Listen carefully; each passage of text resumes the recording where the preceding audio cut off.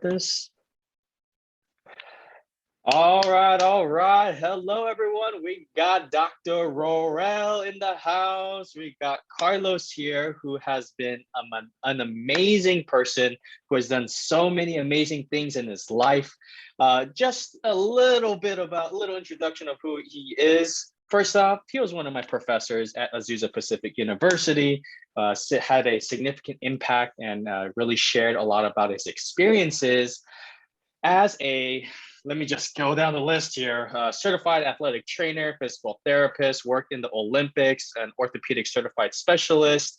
Now he has a fellowship in the movement system. I believe you're a rock tape instructor. Yep, that's true. There's just so much going on here. Dr. Roel is an amazing human being who just really cares for the human race. And, he's always constantly learning. I see that he's always helping people. And I love that. And we've been going back and forth for months now, trying to get an interview here. And I finally got him. So without further ado, Carlos, why don't you just take the floor and tell me a little bit about yourself and just share with our community what you're all about. Yeah, so thank you for that nice introduction. It's pretty nice of you to say all those kind words. But yeah, I am a doctor of physical therapy. I am a certified athletic trainer, and I have my CSCS, my certified strength and conditioning specialist. But I wouldn't call myself a strength coach per se, but I do have that background, and I can communicate with strength coaches as well too.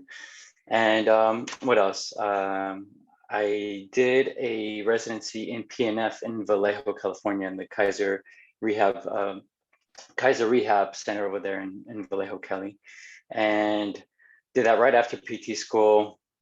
Then lived my life as a PT, AT, did some cool stuff, and then I decided to do a fellowship.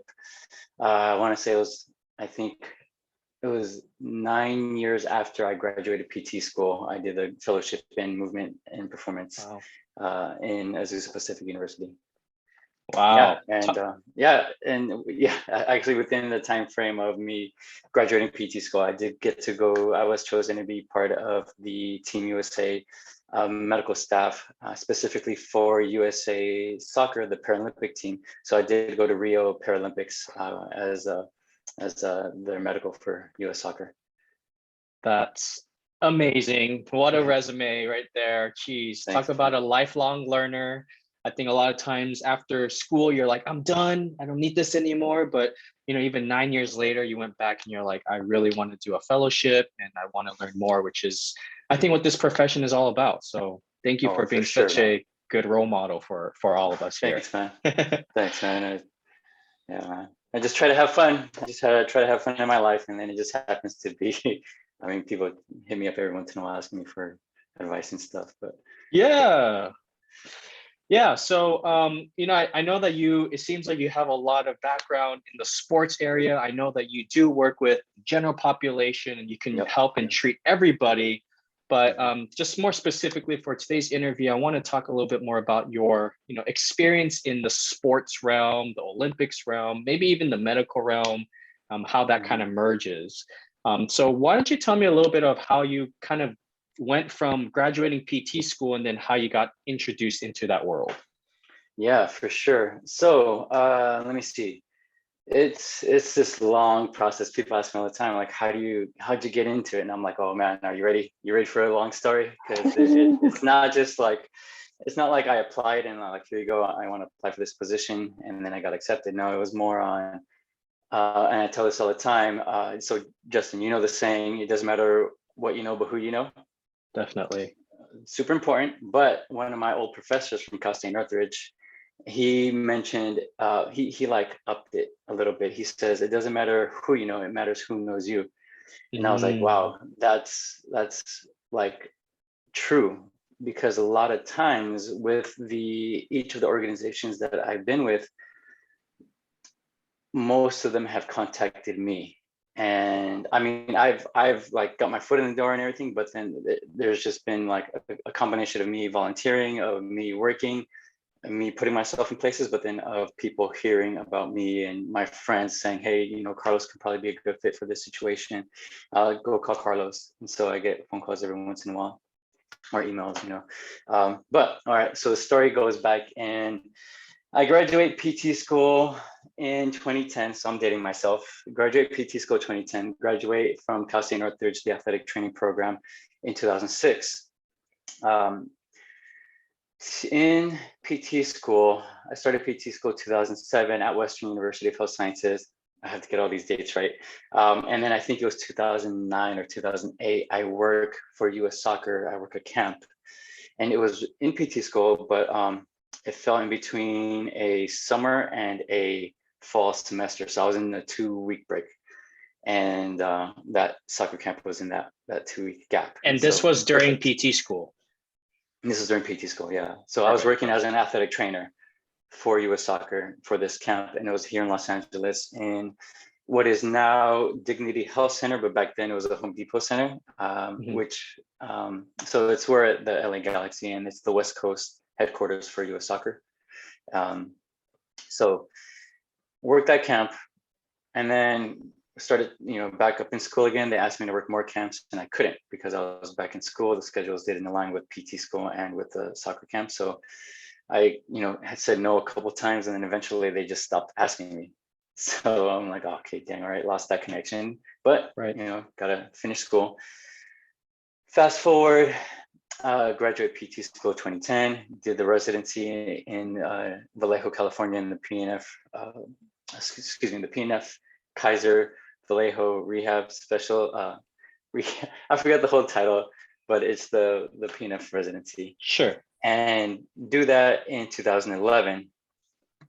Come back down to Los Angeles, and I get to one of my buddies. He's like, "Hey, Carlos, there's a physical therapist that I know," and he was my athletic training buddy. He's like, "I know a PT here in Redondo Beach that is affiliated with USA Beach Volleyball. She needs some help in her clinic. You want to help her out?" And I said, "Yeah." So I started helping her out.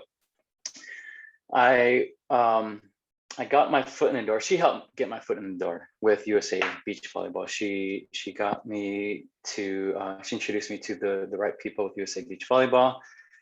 I volunteered for 2 years with the domestic tournaments, not through USA Beach Volleyball, but through a different organization that happened to, be helped by the medical support team from USA Beach Volleyball. And so I volunteered 2 years, and then the USA Volleyball staff that worked with this organization, they saw my work. I let them know, like, hey, I'm interested in being part of the team. Let me know if you guys need help. So they brought me on after 2 years of volunteering, and then I started working with USA Beach Volleyball.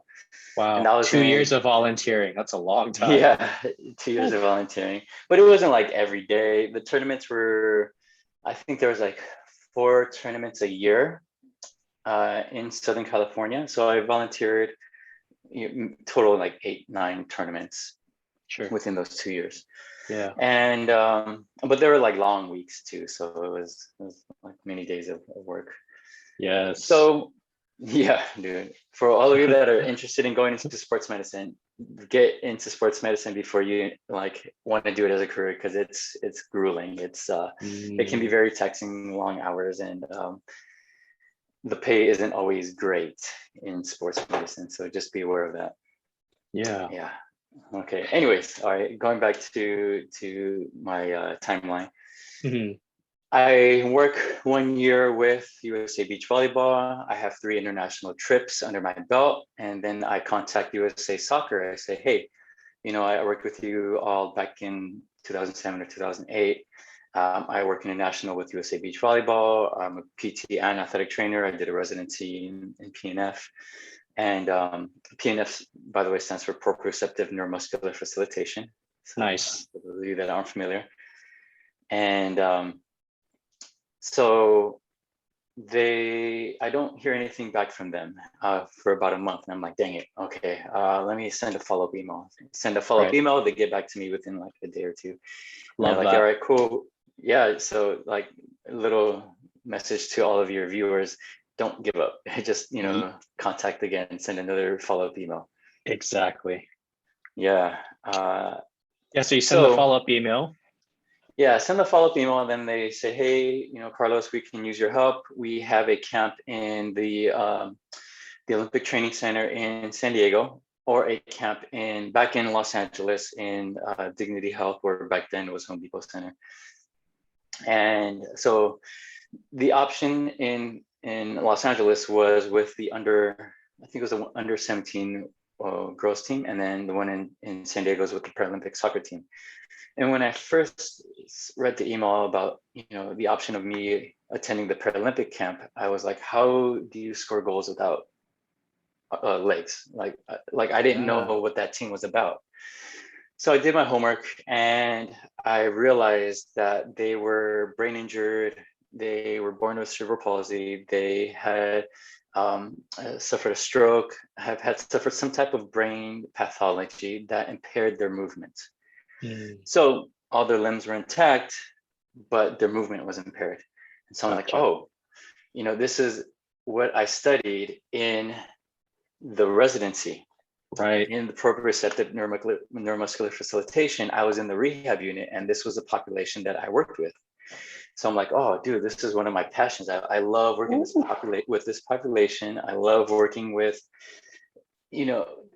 just the people who have a lot of trials and tribulations, and helping them move better. But then also the sports fan in me was like, I also know how to work with soccer. So I was like, oh, this is like, boom, Perfect. both of my worlds coming together right here. I'm getting goosebumps right now. That's amazing. Yeah, man, it was great. And so I got on with the team, but it was kind of like tryouts for me also. So the head coach was a brand new coach with the team. I think it was the camp that I went to was, I believe, his second or third camp. And so he was trying to build his staff, not only just the team, the players, but also the staff. And the goal was to go to Rio for the Paralympics in 2016. And so, tried out different staff, trying out different players. I went for my first camp, didn't get called back for a couple months, and then got called back for a second camp. And then after the second camp, got asked to go to an international trip in Canada. And then more trips. So after the Canada trip, I kind of was pretty well established and was pretty consistent with the team. Yeah. And I had to, leave my work here in Los Angeles and my family here in Los Angeles for weeks at a time in order for me to be successful with these camps and with these tournaments with the team. But fortunately, I had a good support system that allowed me to travel and take time off to travel with the teams. Yeah, with the team. Nice.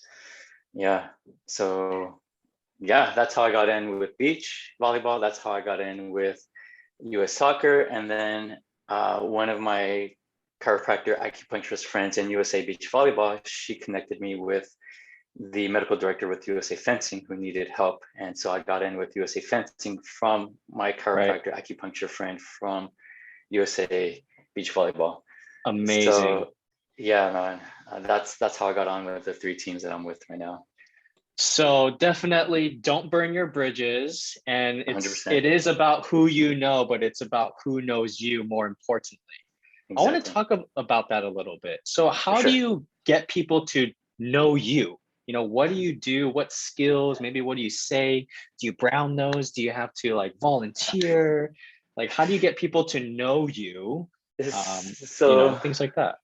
Yeah. One of the strategies I look back on. So one of the benefits of traveling with the team is I spend a lot of time in airports. I spend a lot of time walking by myself, around the world. And I look back on like, wow, I'm here. How did I get here? Yeah. So one of the things that I mentioned to you, you mentioned brown nosing, which is funny. But what I've done was that whenever there's a chance to go out and have some food or have some beverages with somebody that I want to get to know, I try to take advantage. I try to make that scenario happen.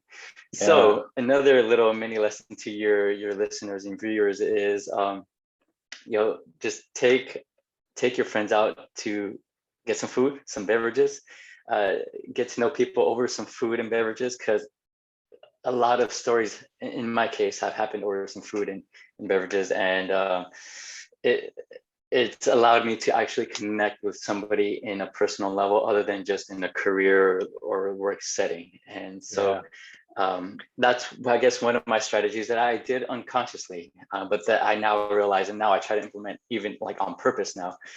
Nice. And so that's just one strategy. And then just another one that I've realized is that I love what I do.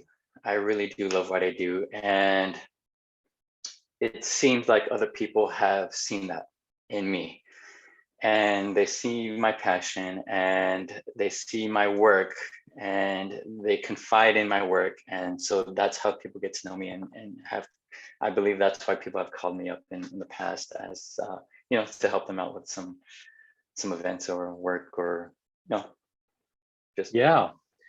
I think sports med type definitely, scenarios. yeah, for sure, for sure. Like, I think if you definitely are super passionate at what you do, that shows. Everyone can see passion, genuine passion. And if you're great at what you do, your work speaks for itself. Then, I mean, with those two together, it's like, why wouldn't they hit you up and remember you? Yeah, definitely. Another scenario is that saying, "Get comfortable with being uncomfortable." That's Mm, corny, a super corny statement, but it's 100% true.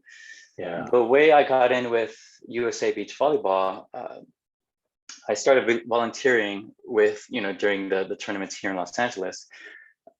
I volunteered kind of without them knowing I was going to come. Not even kind of, they did not know I was going to come in and help out.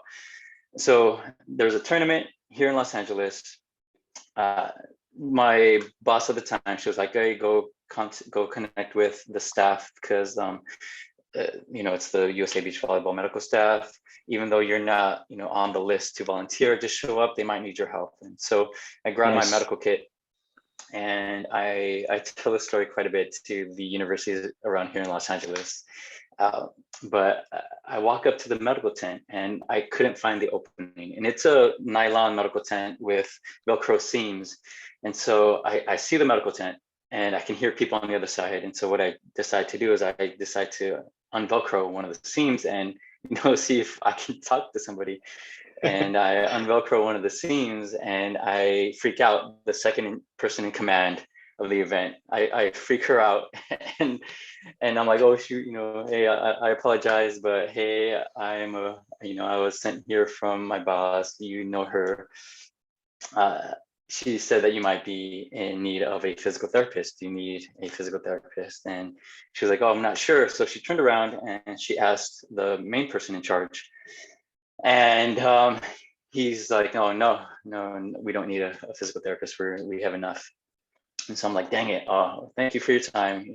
Right. So I close up the seam and I'm like, "Dang it, man." I start walking back in the sand, like, "Man, this stinks." And then I'm like, "Oh, wait, hold on." So I turn around and I make noise because I'm going to open up the seam again. And so I make sure to make noise and not freak anybody out on the other side. Open up the seam, and then I ask the second person in command again, like, "Oh, do you need an athletic trainer?" Immediately, without having to ask the main person, she's like, "Yeah, we need an athletic trainer." Wow. So that's how I got some people say get foot in the door, but I like to tell people get your face in the tent. So that's how I got my face in the tent. Nice. Love it. Yeah, Wow. and that was the start of the whole like cascade of events that led me to go to my pinnacle in my career, which was Rio 2016, representing Team USA and Mm, helping out US Soccer. So it was that one wow. event that got me to Rio and has gotten me to what I've been able to um, be successful in now. Like Yeah. later on today, I'm Wow. headed to a university and I'm gonna do a lab on proprioceptive neuromuscular facilitation, and it's in a PT program, and I get to lecture on again, one of my passions. So it's It's cool. amazing that you can use all your experiences and not only work up in the professional world, but also give back to, students who are in physical therapy or maybe even athletic training, and just have your, I guess, your skills and just who you are diversifying to so many different aspects. And I really love the fact that, you left the tent, kicked your feet in the sand, but you said, you know what, like, wait, there's something else that I can offer, which I really Yeah, value because your value and you saw that, look, this is another area that I can provide. Let me try again. And I love that you didn't give up, went back, and like you said, it thrusted you to the pinnacle of your whole entire career, which is amazing. Imagine you Exactly. had just walked away, like who knows? Yeah. Yeah. Who knows? Who knows? Yeah. Maybe I would have gotten to Rio still, maybe a different route, but who knows? Yeah. And I think that speaks, just so much, like so much volume, because a lot of people, I mean, professionals and students, it's like they hear a no and then they go, okay, well, let me just move on, or that sucks. Like Yeah, yeah, I hate my life. But you heard exactly. that no and you just kept going and going. And I love the persistence. That's really inspiring. Yeah, yeah, yeah. And like I was uncomfortable because I didn't know anybody there. And Hmm. I'm gonna go deep, deep into my background, like even before like the Dr. Roel part of me. I grew up very timid, very low self-esteem, and so me putting my face in the tent, putting myself out there, that was tough. Exactly. That was super tough, super, super tough. And then that Wow. wasn't the only time where I doubted myself, but I was like, don't listen to my doubt. I'm gonna just go and try something. And if I fail, all right, learning experience. But if I succeed, cool. Further, like just giving me more, how do I say, mm, kind of pushing away my self-esteem the more I succeeded. And if I fail, then I'm like, all right, learn from it and then try to succeed a different way. I love that. Wow. I thank you for sharing that. For That's sure, really man. inspirational. Thank you. I think what would be really helpful is to figure out a little bit about what a day would be like for you as like a, let's say, physical therapist. I know we have this ATC medical Mhm. slash therapy rehab mixed in with you, but if you Sure. can speak a little bit more on like the PT aspect, what's like a day look like when you're working with athletes or as sports Hmm. PT? Let me give you a day in the life of a medical support team provider for USA Beach Volleyball. Okay. So whether, and this kind of covers every discipline under the sports medicine umbrella. But to talk about, I guess as a PT under USA Beach Volleyball. Okay, I'm on a trip with the team. Let's say I'm in. I'll give you a real life scenario. I was in Qatar. All right, Los Angeles International Airport. Fly out. You know, I am not a good sleeper on airplanes, so I usually arrive into any destination I'm going to jet lagged. Mm, So something to consider if you want to get on with sports med and work with a team is the actual flights. Arrive, you make it to a hotel, you set up your room, which is also typically the sports med room, lay out all of your supplies, all of your equipment. I carry a table with me everywhere I go, and the table that I wow. have it's a small one. It's not like a regular size standard massage table. It's Mm, a very small travel size one. Set it up, and then get in contact with the athletes. Hey, I'm here, I'm in this room. Let's schedule appointments before, um, let's say we arrive on a Saturday, tournament starts on a Monday. So boom, schedule appointments for treatment wow. Saturday, Sunday, and then Monday before the actual tournament starts. Monday starts tournament. I am, it depends. If it's me and another provider, me and the other provider, we coordinate whether who's going to stay at the hotel and treat the athletes in the hotel, who's going to go at the venue, treat the athletes in the venue. So it's just one whole just concert of Right. clinicians, athletes, Wow. just coordinating. And so, boom, I either treat in the hotel or treat in the venue. If I treat in the venue, I'm at the venue. If for those of you who have seen Napoleon Dynamite, I think of Napoleon Dynamite all the time when he sticks tater tots in his pockets. Because typically what I do is I eat in the hotel for breakfast, and I make my lunch out of my breakfast meal, and I stick it in my pocket, and that's going to be my lunch. So I bust a Napoleon Dynamite during lunchtime at the venue and take food out of my pocket or out of my backpack. And so I have lunch at the venue because if something goes down in the venue, I need to be there. I need to tend to the athletes if they get hurt.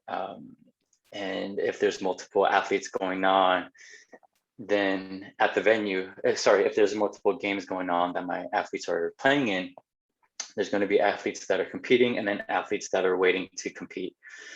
And so I have to then balance, okay, treating the athletes that are not competing and then hanging out next to the court where the athletes are competing, because if they go down, I need to tend to their injuries. And that's pretty much anybody, any type of clinician with USA Beach Volleyball. If you're a chiropractor, if you're a physical therapist, or an athletic trainer, then you have to know the basics to tend to their injuries courtside. Right. So then, I need a balance. Okay, athletes competing versus athletes that are waiting to compete. Right. Cool. Finish up with the day of competition. I head back to the hotel, and then it's the nighttime treatments. And then if I'm by myself, I treat by myself. If I'm with a fellow clinician, let's say another chiropractor, or let's say a chiropractor, then it's myself and the chiropractor treating side by side, treating the athletes. And then we get food. And reach in your pocket. Yeah. Usually dinner time, we go somewhere. We either walk out of the hotel or eat at the hotel, depends how late it is. And so dinner time usually is the time we actually get to explore the city and strategically get lost in the city and to explore and get to know the culture and explore the foods and the beverages that they have to offer there. So and yeah, usually myself and the other provider, we again share stories of how our day went, crack jokes, make fun of each other, make fun of the scenarios. One common theme amongst clinicians in sports medicine field is typically that we have a decent sense of humor, and we like to make light of scenarios that are typically like not fun, because I just explained like a whole day of a tournament day with beach volleyball. The day starts at 7 a.m. and then it'll end 9 p.m., 10 p.m. So it's long days. Wow. The Olympics just passed right now, and the Olympics in the past, sometimes the games start at 10 p.m. or start at midnight. And so just think of the whole day leading up to a 12 a.m. start time or 11 p.m. start time for a game.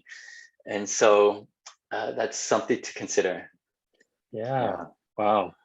So I know you're mentioning a lot of like good things and some things where like, oh, you got to consider this, like travel and whatnot. Could you share a little bit more about like pros and cons, a little bit more of like, the sports PT kind of realm? Yeah. So I'll start off with the cons and then end with the pros and end on some positivity. Some of the cons are, in my case, this is my situation. Sure. I've spent a lot of time away from home, meaning investing time in my personal relationships has kind of suffered. So investing time in my significant other, like right now, I'm not married. Part of it is because of just me, but then part of it is because it's been tough for me to find a girlfriend and that understands my passion. Fortunately, at this time, I found a girlfriend who is actually pretty passionate. She's a physical therapist, so she's passionate about being a physical therapist. And I did one fellowship, she did 2 fellowships. So it just goes to show, like both of our passions are pretty equal. Right. So she totally understands. Exactly. Yeah. So she totally understands why I, want to spend time away and have fun with these teams. Nice. Good for you, man. I'll talk about more fun stuff for the teams in a sec. But yeah. So I mean, but I don't have children. And so I could imagine if I was a father spending time away, with a newborn or with your children in general, that might be tough. And so I look at that and I look at, okay, will I want to live this lifestyle for my whole life, the rest of my life? I'm still trying to debate it. Maybe I'll figure it out once I do have kids, so we'll see. I have worked as an independent contractor with the 3 teams that I've been with. And it's tough. Taxes at the end of the year here in the US has been tough, getting independent contractor pay because all the taxes get taken away at the end of the year. And so it kind of messes with my finances at the end of the year. And I mentioned this briefly earlier, but being an independent contractor for most national teams in the US is like you don't get paid too much. I won't go into details about the pay. It's just not that great. And but also too, they are nonprofit organizations, so that is something to consider. Right. But you just don't, as a clinician, as a medical provider, you do not get paid well. Wow. Let me see. Being jet lagged is never fun. Carrying a lot of equipment from country to country is never fun. Yeah, whole table. Yeah, man. And imagine carrying a table and trying to make a connecting flight in an airport, and you're trying to like rush. And there's been many times where I'm like, oh man, I'm not gonna make it. And I make it just barely to the gate, and I'm like huffing and puffing, trying to find my passport. Right. And these are times where I'm like, man, why do I do this, man? It's so stressful, man. So stressful. So those are things to consider. Long work hours, very, very long work hours. You might not have the opportunity to eat or drink enough. There's been times where I'm like, oh, dude, man, I haven't drank enough water in the last 3 hours. I need to go grab me some water before I pass out in the heat of Qatar. Yeah. So situations like that. I think those are the main ones that pop out right now in my mind. These are the main ones that I mentioned in my lecture when I do lecture to the different universities here in LA. Yeah. Thanks for sharing that. Yeah, for sure. The good things are I get to do things that money cannot buy. I get stories. I get these lifelong stories that money can't buy. Going to the Paralympics, I was asked to be part of the Paralympics. I didn't pay to go to the Paralympics and be part of history. Right. So that's something that I keep with me, and something that I know is a huge benefit. It was tough. It was one of the most stressful tournaments in my career, but it was a good stress. It was a just awesome stress being in that environment, representing the USA, wearing the USA across my chest, Nice. So that was just great. That was great. And money can't buy that. Money can't buy me there. So that's one. Stories, the many meals, the different cultures that I've experienced. There's been many times where I'm like, oh my gosh, I didn't know that this culture did that. That's awesome. That's interesting. Like, oh wow, what have I been thinking? Like my perception of this culture is like totally wrong. And so it made me realize my ignorance around the world. Yeah. And and me, so I was born and raised in Los Angeles, pero soy peruano-americano, nacido de peruanos, de papás de Peru. So I was born of Peruvian parents. I am Peruvian American. And so I love the international travel. It's in my blood because I am Peruvian American, and it's just great seeing other cultures, other than the U.S. culture, the Los Angeles culture, and the Peru, Lima culture, where my family's from, where my bloodline is from. Yeah, I love that. So what brings you back, every day? I know it's like, things that money can't buy, and you see the different cultures, but like, what's that one thing where you're like, this sucks, but I'm still coming back tomorrow? What is that one thing? Yeah. I like change. So right now I do not have one full-time job. I have one part-time job in Los Angeles, and they've been one of my huge support systems, and they've allowed me to take a week off, 2 weeks off, a month off to travel with the teams. Wow. And then I come back and my job is still there. So, big ups to them. But I love the diversity. I don't think that I can stay in a clinic. Like, I don't know if I can do a 9 to 5 Monday through Friday, or else I'll probably just get antsy and probably just get grumpy. So I do like this variety. I do love the change. And I also, I love being a part of this culture, of the Team USA culture. I am a piece of what happens, in Team USA. It's a small piece, but it's a piece. Yeah. And USA Beach Volleyball, the women's team won gold, so that they reached their goal. The men's team, they did great. Unfortunately, they didn't reach a gold medal. All the teams, they did great, but like, I was a small piece. The rest of my USA Beach Volleyball medical support team, we were a piece in getting these athletes to the Olympics. Right. Yeah. The whole support staff, not just the medical side, but like, everybody scheduling out flights and everything. All of USA Beach Volleyball, all of USA Volleyball in general, they were a piece in getting to the Olympics. And I like being part of that piece, or being a piece of that whole process.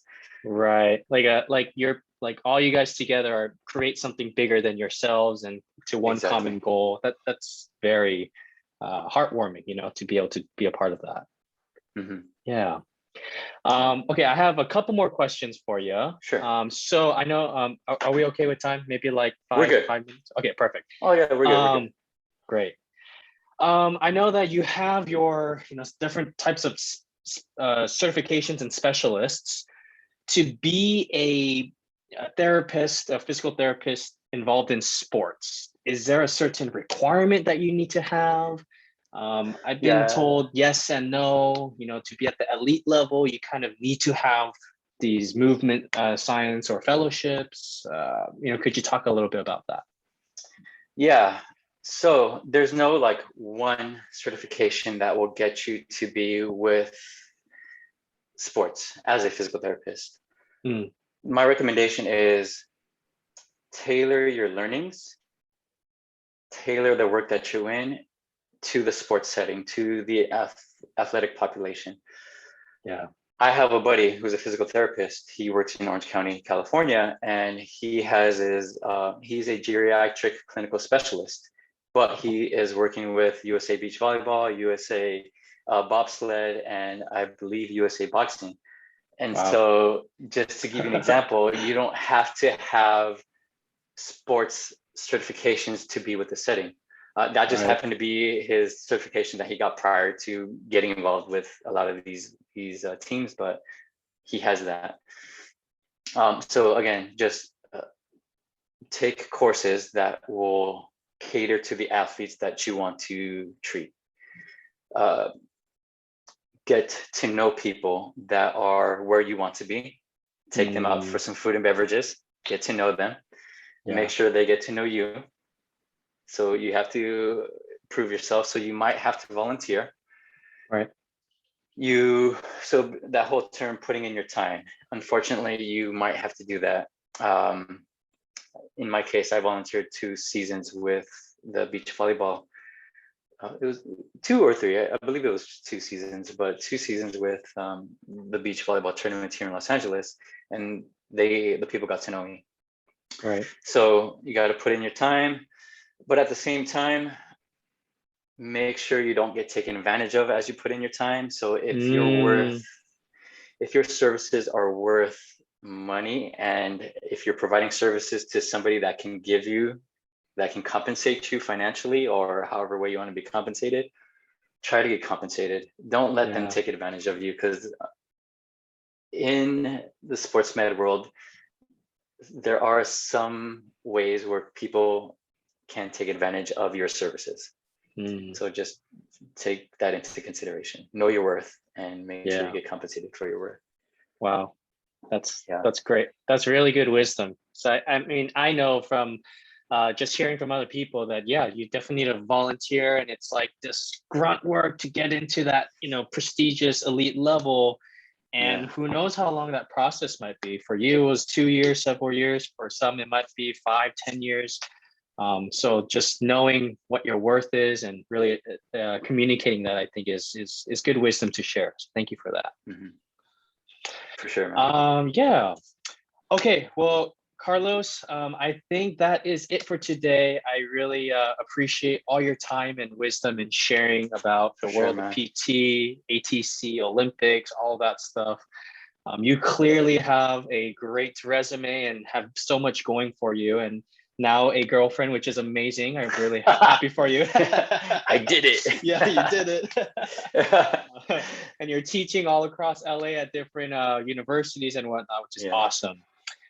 If students listen to this and they want to get in contact with you, what is the best way to do that? Whether that's social media, email, whatever that might be.